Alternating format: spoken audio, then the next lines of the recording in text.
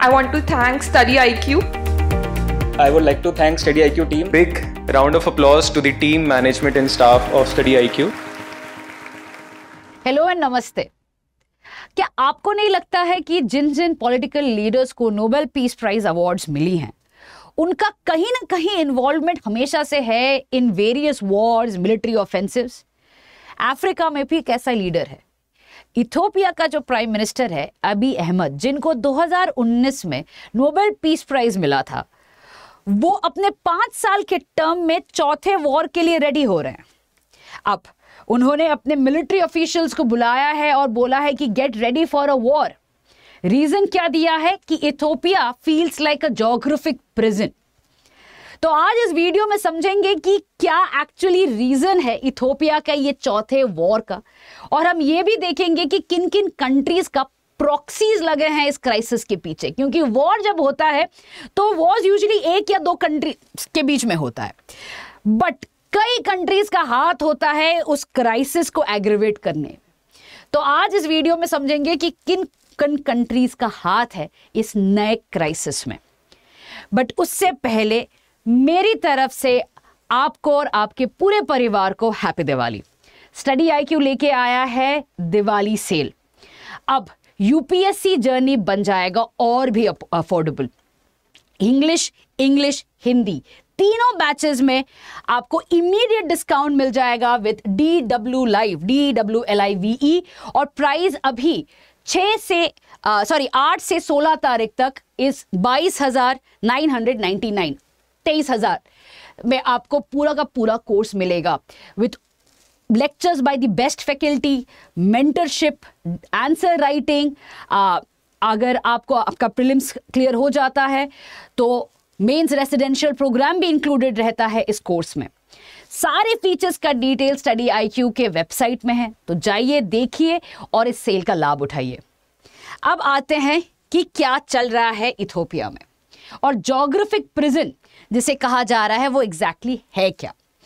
अब पहले इरिट्रिया, जो बेसिकली नॉर्दर्न बॉर्डर है इथियोपिया का, वो Eritrea was a federal part of Ethiopia till 1993, जब इरिट्रिया इंडिपेंडेंट हो जाता है।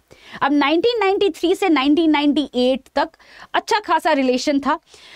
अब उस समय में ये जो असाब पोर्ट है, असाब पोर्ट से अराउंड 70% ऑफ इथियोपिया का ट्रेड चलता था।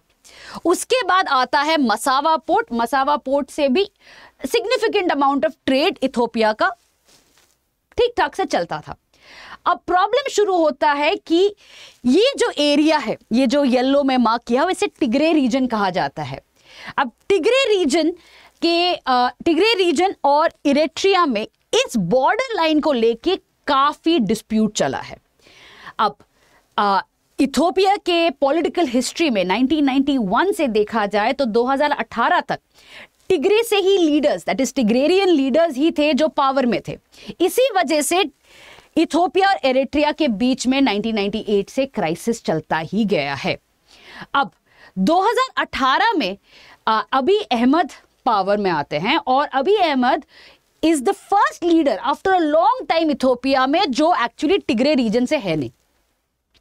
तो वो अच्छा एक पीस नेगोशिएशन करते हैं विद इथियोपिया, और इथियोपिया के जो इरिट्रिया के जो प्रेसिडेंट हैं अफकरफी, उनके साथ अच्छा एक रिलेशन बना लेते हैं।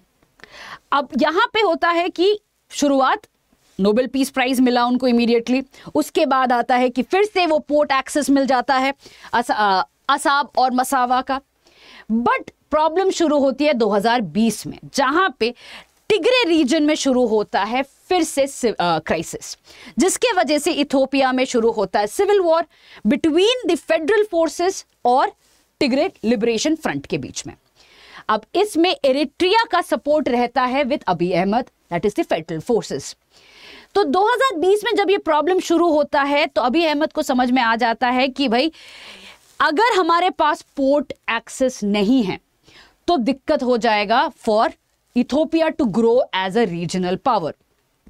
इसी वजह से जिबूती के साथ, ये पोर्ट ऑफ जिबूती के लिए एक डील होता है जिससे आज के दिन 90% of Ethiopia's trade is carried out. और उसके लिए अराउंड 1.5 बिलियन यूएसडी इथोपिया देता है Djibouti annually for use of this port. अब जिबूती से, पोर्ट ऑफ जिबूती से अदिस अबाबा, ये जो आपको लाइन दिख रहा है वो है A1 हाईवे, एक बड़ा हाईवे है वो। अब अभी अहमद को समझ में आ गया कि अगर तिग्रे वाला जो सिविल वॉर है ये फिर से होता है या इसको एस्केलेट होता है और ये हाईवे बंद हो जाएगा तो ट्रेड रुक जाएगा और Ethiopia is going to be in a big problem. इसी वजह से कई और प्रपोजल स्टार्ट होता है, जैसे कि एक केनिया में लामो बोल के पोर्ट कॉरिडोर का भी बात होता है। दूसरा, again he talks about opening the Assab port और वहां से एक नया हाईवे। बट इन प्रोजेक्ट्स के लिए दो चीजें प्रॉब्लमैटिक है। एक, पैसा इथोपिया के बस इतना है नहीं, इसीलिए बाहर से इन्वेस्टमेंट चाहिए। दूसरी बात है कि टिग्रे रीजन हमेशा एक प्रॉब्लमैटिक रीजन ही रह गया है, काफी इन्फ्लेम्ड रीजन है, टेंशंस काफी हाई है वहां पे। इसके वजह से असाब एरिया से रोड निकालना to Addis Ababa became a big problem. Kenya में भी प्रोटेस्ट शुरू हो चुके हैं, इसके वजह से जो प्लान था वो भी रुकावट होने लगी है। तो आज के दिन ये सारे जो प्लान बी, प्लान सी थे अभी अहमद के, वो डिले होने लगे हैं। इसी वजह से ही स्टार्टेड सेइंग कि हम तो एक ज्योग्राफिक प्रिजन में आ गए हैं, दिस कैन नॉट कंटिन्यू, हमें रेड सी पोर्ट का एक्सेस चाहिए। Red sea port is very important क्योंकि जो चोक पॉइंट है बाबल मंदब, यहीं से सबसे ज्यादा वर्ल्ड ट्रेड जाता है और ये एरिया सबसे इंपॉर्टेंट है फॉर ट्रेड। तो इथोपिया का डिमांड शुरू हो चुका है आज के दिन कि भाई हमें असाब या मसावा पोर्ट का एक्सेस हमें चाहिए फ्रॉम इरिट्रिया। अब इरिट्रिया इस डिक्लेरेशन को एक चैलेंज की तरह देखने लगा और इमीडिएटली उन्होंने कहा कि भाई ये तो एक डिक्लेरेशन ऑफ अग्रेशन है।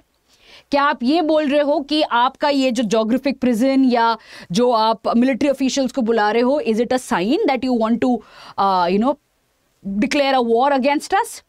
बट इमीडिएटली अभी अहमद ने कहा कि नहीं, ये वॉर का कुछ नहीं है, हम पीसफुली नेगोशिएट कर सकते हैं, बट द पॉइंट इज कि हमें पोर्ट एक्सेस चाहिए। तो इमीडिएटली इरिट्रिया ने कहा कि पोर्ट एक्सेस ने आपने कभी मना ही नहीं किया था, द प्रॉब्लम इज दैट आप और आपका सिविल वॉर। बट ये अपनी गलती तो कोई मानता नहीं है, तो अभी अहमद ने कहा कि नहीं, सिविल वॉर तो सब हो गया है, अभी हमें चाहिए रेड सी पोर्ट का एक्सेस, और अगर आप प्यार से नहीं दोगे तो we are going to get ready for war. इसी का डिक्लेरेशन अभी अहमद ने अपने मिलिट्री ऑफिशियल्स को कहा और बोला कि if talks fail, gate ready for a war. अब आते हैं किन किन कंट्रीज का हाथ है। अब इरिट्रिया बहुत सालों से काफी इंटरनेशनली आइसोलेटेड था, कोई भी कंट्री इतना इंगेज नहीं कर रहा था इरिट्रिया के साथ क्योंकि Djibouti was seen as a more attractive option. But China, Saudi Arabia और यूएई, ऐसे ये तीन countries, they realise the importance कि भाई जिबूती में अगर देखा जाए ये जो एरिया है, यहाँ पे ऑलरेडी यूएस और फ्रांस का एक स्ट्रॉन्ग प्रेजेंस है। इसी वजह से Eritrea seems to be a better alternative, क्योंकि फ्लो ऑफ ट्रेड तो नॉर्थ टू साउथ ही जाएगा, तो Eritrea is a attractive proposition. और इरिट्रिया में हैवी इन्वेस्टमेंट शुरू करता है चाइना, जिसको देख के ही यूएस इंटरेस्ट हो जाता है इथोपिया में, और इथोपिया से एक जो डील जिबूती का है वो यूएस का ही उसके पीछे हाथ है। अब फिर से वही यूएस वर्सेस चाइना वाला बात शुरू हो चुका है, और यहाँ पे भी इंपॉर्टेंट है कि ये क्राइसिस अगर हम इथोपिया और इरिट्रिया पे छोड़ देते हैं तो ये वॉर में एस्केलेट नहीं होने वाला है, छोटा मोटा मिलिट्री कॉन्फ्लिक्ट होकर खत्म हो जाएगा। बट अगर चाइना और यूएस ने यहाँ पे अपना प्रॉक्सी वॉर शुरू किया, क्योंकि Djibouti is very very important for their control over world trade, तो फिर से ये दोनों कंट्री एक नई लड़ाई में शुरू हो जाएगा, और इस बार वही रेड सी पोर्ट लेके ही होने वाला है, this new war that Ethiopia is threatening. इसी के साथ इस वीडियो को खत्म करते हैं। Thank you. Study IQ IAS, अब तैयारी हुई अफोर्डेबल।